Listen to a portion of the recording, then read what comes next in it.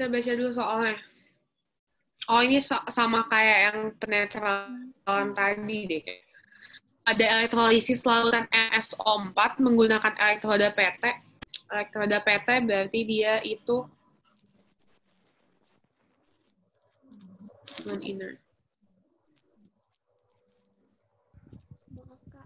Astagfirullah, kebalik. Dia berarti inert, tidak ikut reaksi.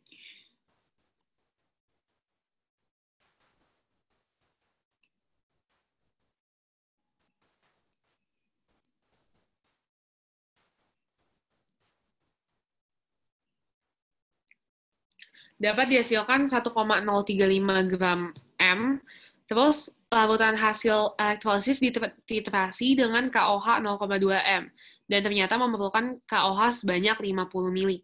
Dari pengamatan ini, massa atom relatif logam M itu berapa? Nah, berarti kalau misalnya dititrasi kayak gini, berarti ini bakal kayak pakai yang penetralan itu. Pokoknya netral itu berarti konsentrasi H+.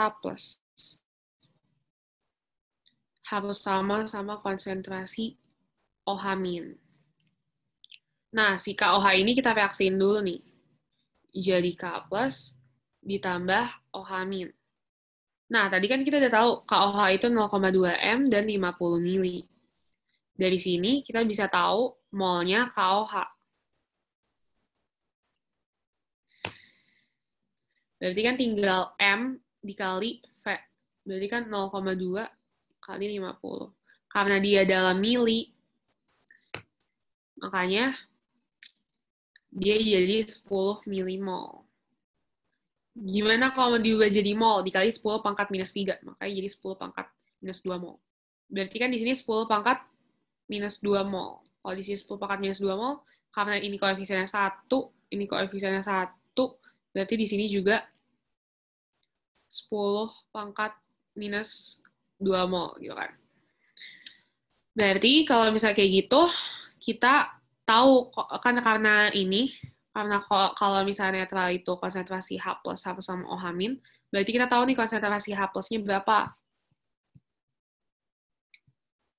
Oke, gitu kita lanjut reaksiin si MsO4-nya. Pokoknya step-stepnya kayak gitu ya. Kalau mau netralin, kita cari dulu nih si KOH-nya jadi K+ OH- gitu. Step keduanya, kita reaksiin baru larutan yang ada si logam yang mau kita carinya.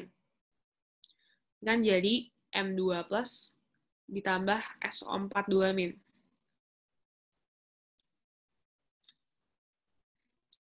Nah, kalau kayak gitu, kita langsung ke bikin reaksi di katoda sama bikin reaksi di anoda. Nah, di katodanya ini, karena dia ada hasilnya, logam gitu, 1035, berarti pasti dia bisa direduksi. Jadi nggak mungkin yang kayak reduksi airnya gitu. Berarti dia bukan golongan 1A2A dan mangan maupun aluminium. Berarti jadi M2+ ditambah 2 elektron, jadi M. Nah, kalau misalnya di anodanya, karena dia inert, nggak ikut bereaksi, berarti yang kita pentingin tuh langsung zatnya.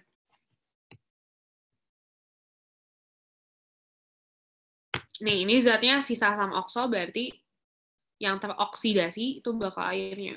Berarti 2H2O. Itu jadi 4H+, ditambah O2, tambah 4 elektron. Karena tadi kita udah tahu nih, kalau misalnya konsentrasi H+ sama dengan konsentrasi OH-, kita udah tahu nih konsentrasi H+-nya berapa. Karena kita udah tahu konsentrasi OH-. Gue tulis di sini, konsentrasi OH-nya itu 10 pangkat minus 2 mol. Berarti dia harus sama konsentrasinya si H+ kan.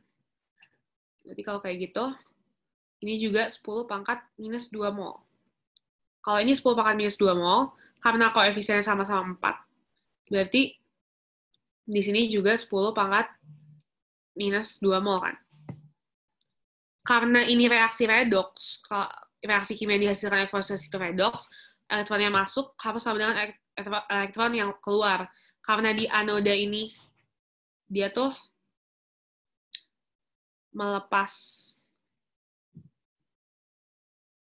elektron, jadi dia melepas elektron tuh 4 elektron gitu. Berarti, dan dia tuh 4 elektron tuh 10 pangkat minus 2 mol gitu. Nah, kalau di katoda, dia tuh menangkap elektron.